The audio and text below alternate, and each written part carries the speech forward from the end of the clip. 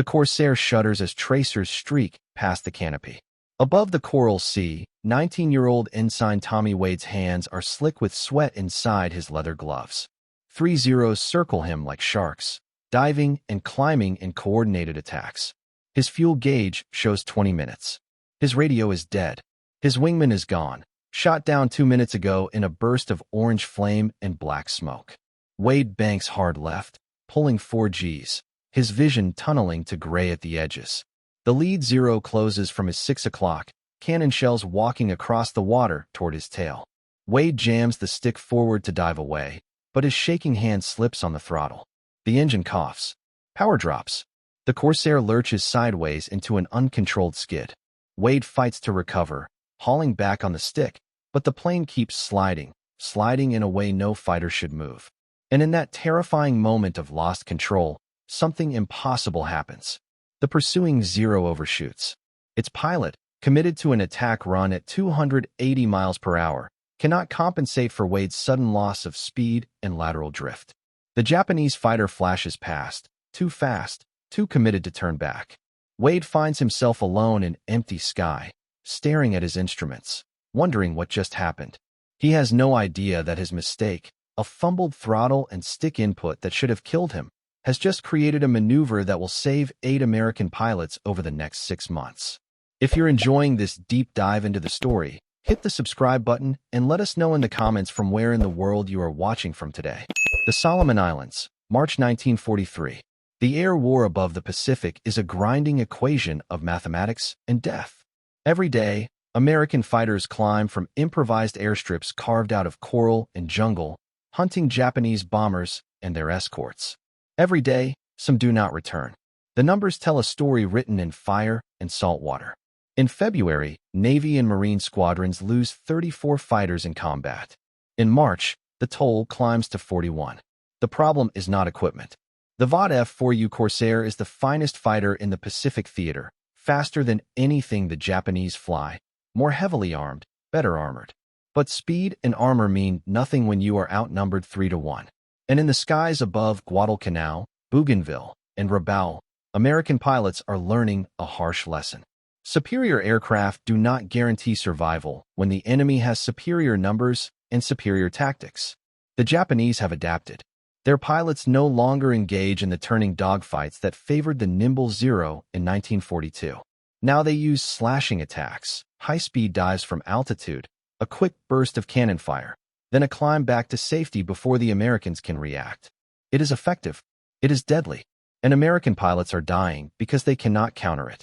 The standard doctrine is simple: maintain speed, stay in pairs, use the Corsair's power to escape if outnumbered. But doctrine assumes perfect conditions. In reality, pilots get separated. Radios fail. Fuel runs low. And when an American fighter finds itself alone against multiple enemies, doctrine offers no solution except to run. But sometimes there is nowhere to run. If this history matters to you, tap like and subscribe. Ensign Tommy Wade is 19 years old. He has been flying for 7 months. He has been in combat for 3 weeks. He was born in Bakersfield, California, the son of a mechanic who worked on crop dusters and charter planes at a small municipal airport. Wade grew up around aircraft engines, learning to read their sounds before he could read books. He knows the difference between a healthy engine and a sick one. He knows that machines have moods, quirks, personalities. It is knowledge that will save his life. He enlisted in the Navy in October 1942, 3 weeks after his 18th birthday. Flight training was brutal, 12-hour days, academic courses in navigation and meteorology, endless hours in the cockpit learning to think in 3 dimensions. He washed out once during aerobatics training when he became disoriented in a spin and had to be talked down by his instructor. He restarted, studied harder, graduated near the middle of his class. He is not a natural pilot. He is not one of those cadets who seems born to fly, who master complex maneuvers on their first attempt. Wade is methodical, careful, a student of procedures. His instructors describe him as solid but unspectacular. He makes few mistakes, but he also displays little flair. He follows checklists. He respects his aircraft. He does not take unnecessary risks. Wade arrives at Henderson Field in February 1943, assigned to VF-17, did Jolly Rogers, flying Corsairs off the muddy runway that Marines have carved from jungle and coral. The base smells like aviation fuel, wet canvas, and the sweet stench of rotting vegetation. At night, Japanese destroyers shell the airfield. By dawn, Seabees are filling craters again. The pilots call it Cactus, the code name for Guadalcanal. Wade calls it hell. His squadron mates are older, most with 8 or 10 combat missions. A few have 20. They tolerate him with the indifference reserved for replacements. Trust is earned in combat, and Wade has not yet had the chance to prove himself. He has flown 5 missions, all routine patrols, no enemy contact. He has not fired his guns. His logbook shows 67 hours in the Corsair. In combat, 67 hours is nothing. It is barely enough time to learn where all the switches are located.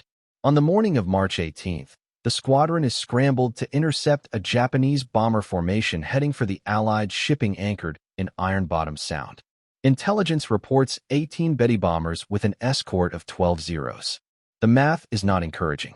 VF-17 can put 8 Corsairs in the air. 2 are grounded with engine problems. 1 pilot is in the base hospital with malaria. They are outnumbered 2 to 1 before they even take off.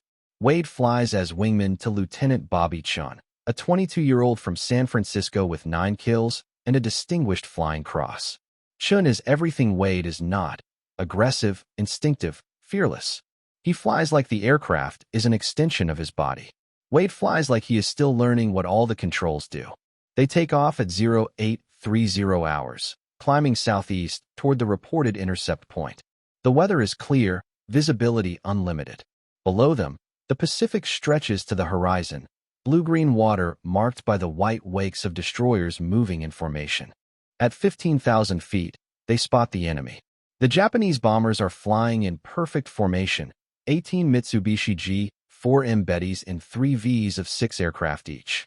Above and behind them, the Zero escorts weave back and forth in lazy S-turns, scanning for threats. The Corsairs attack from above and ahead, Chun leading Wade in a high-speed pass through the bomber formation. Wade follows his element leader into the dive, watching his airspeed climb past 350 miles per hour. The bombers grow larger in his windscreen. He can see the rear gunners swiveling their weapons to track him. At 800 yards, Chun opens fire. Wade sees his tracers converging on the lead Betty. Smoke streams from its starboard engine. Wade fires at the bomber to Chun's left. His rounds fall behind. He has not led the target properly. The bomber's rear gunner returns fire, streams of tracer rounds reaching toward Wade's Corsair like deadly orange fingers. Wade pulls up hard, climbing away from the bombers, his heart pounding. Below him, Chun's target is falling toward the ocean, trailing smoke and flame.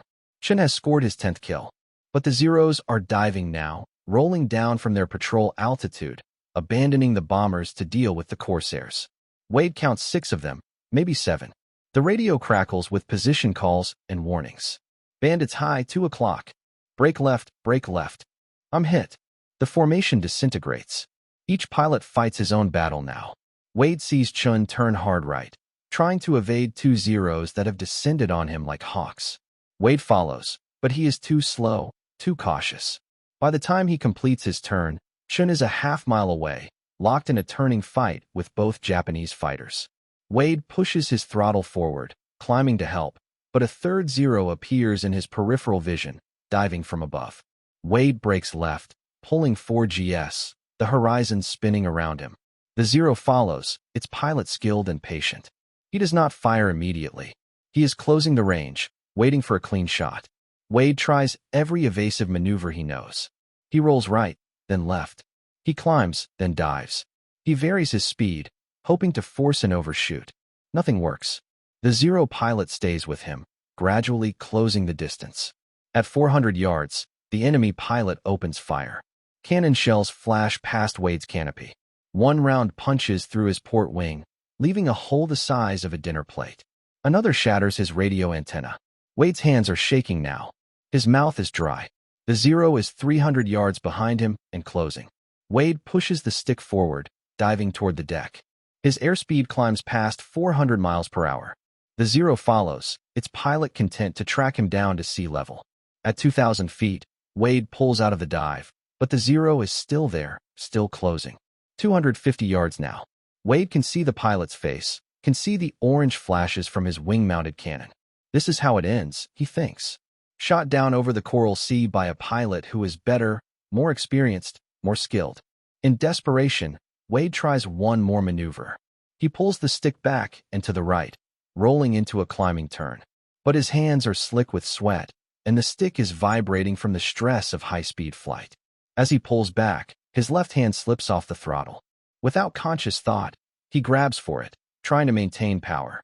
But his hand closes on the mixture control instead. He pulls it back reflexively, leaning out the fuel mixture. The engine coughs, loses power, nearly quits altogether. The Corsair lurches sideways, losing speed and altitude in an ungainly skid. It is not a maneuver taught in any manual. It is not an aerobatic technique. It is a mistake, a fumbled control input that should send Wade spinning into the sea. But instead, something extraordinary happens. The pursuing Zero, committed to its attack run at 280 miles per hour, cannot compensate for Wade's sudden loss of speed and lateral movement. The Japanese pilot has been tracking a target flying straight and fast.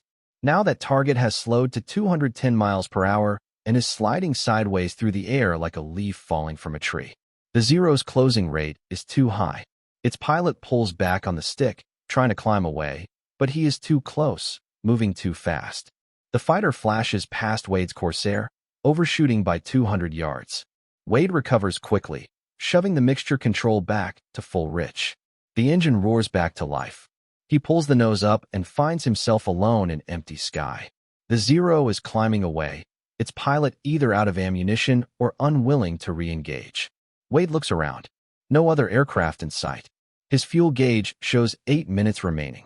He turns southeast toward Henderson Field. Wade lands 20 minutes later, his Corsair trailing smoke from the hole in his wing. The ground crew counts 17 holes in his aircraft, cannon shells and machine gun rounds that should have killed him. Wade climbs out of the cockpit, his legs unsteady. His flight suit is soaked with sweat. He walks to the intelligence tent to debrief, but he does not mention the fumbled controls. He does not mention the skid. He says he evaded the Zero by pulling up and to the right.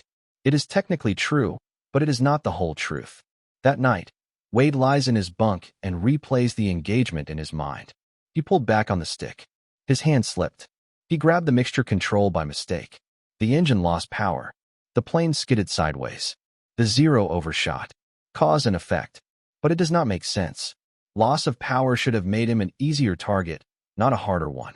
A skidding aircraft should be predictable, not evasive. Yet it worked. The Zero pilot, expecting him to continue in a straight line or a smooth curve, was unable to adjust when Wade's Corsair suddenly slowed and moved laterally through the air. Wade mentions it to his tent mate the next morning. His tent mate shrugs and says he got lucky. Wade does not argue, but he cannot stop thinking about it. 3 days later, he brings it up during the daily intelligence briefing. The briefing officer, a lieutenant commander with 20 years of flying experience, listens politely. Then he tells Wade that panic makes pilots do strange things and that he should focus on standardized evasive maneuvers. Wade nods and says nothing more. If you find this story engaging, please take a moment to subscribe and enable notifications. It helps us continue producing in-depth content like this. But the physics nag at him. A skidding aircraft moves in 3 dimensions, forward, sideways, and down. Its flight path becomes unpredictable, difficult to track, almost impossible to intercept with gunfire. If done deliberately, at the right moment, it might be effective, not as a primary maneuver, but as a last resort when all else has failed. 2 weeks later, Wade has another chance to test his theory. He is flying cover for a photo reconnaissance mission over Bougainville when 3 Zeros intercept his flight. His section leader engages 2 of the enemy fighters, leaving Wade to deal with the third. The Zero pilot is aggressive, closing rapidly from Wade's 7 o'clock position. Wade tries a series of standard evasive turns, but the Zero stays with him. At 300 yards, the enemy pilot opens fire. This time, Wade's fumble is deliberate. He pulls back on the stick while simultaneously reducing throttle and applying left rudder. The Corsair skids sideways, losing speed and altitude, its flight path suddenly unpredictable. The Zero pilot, committed to his firing pass, cannot adjust quickly enough. He overshoots by 150 yards, pulling up and away to reset for another attack. But Wade does not give him the chance. While the Zero climbs, Wade dives away, using his remaining speed to escape toward a nearby cloud bank. Wade returns to Henderson Field with a new understanding. The maneuver works. It is not elegant, not by the book, but it works. More importantly, it is repeatable. The physics are simple. Reduce power while simultaneously applying rudder and back pressure on the stick. The aircraft loses forward speed while moving laterally through the air. Any pursuing fighter, committed to a high-speed attack run, will overshoot. Wade begins teaching the maneuver informally. He demonstrates it to other new pilots during training flights. He explains the theory during ready room discussions. Some pilots dismiss it as dangerous. Others are skeptical. But a few listen. A few try it. And gradually, word spreads. The first documented save comes in April. Ensign Mike Rodriguez, flying a patrol over the Russell Islands, finds himself pursued by 2 Zeros after his wingman is shot down. Rodriguez tries Wade's skidding turn at the last moment, just as cannon shells begin to converge on his aircraft. Both Zeros overshoot. Rodriguez escapes. He lands at Henderson Field with his aircraft intact and files a report crediting the Wade maneuver with saving his life. A week later, Lieutenant David Park uses the technique to evade 3 Zeros during a bomber escort mission. He survives. His report reaches the squadron intelligence officer, who forwards it to group headquarters. By May, the maneuver is being discussed in ready rooms across the Solomons. Some pilots call it the skid turn. Others call it the panic slide. The name that sticks is simpler: the fumble. The effectiveness is undeniable.